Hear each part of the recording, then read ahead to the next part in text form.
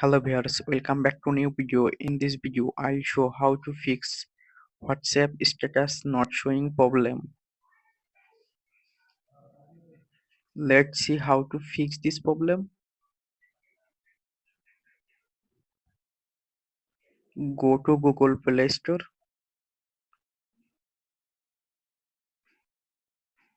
search WhatsApp,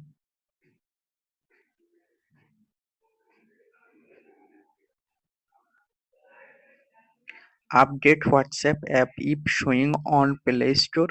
Go to phone setting, scroll down, tap on apps, search WhatsApp app or find out WhatsApp app. Click on WhatsApp app, tap on storage, tap on clear cache, press on power button, tap on reset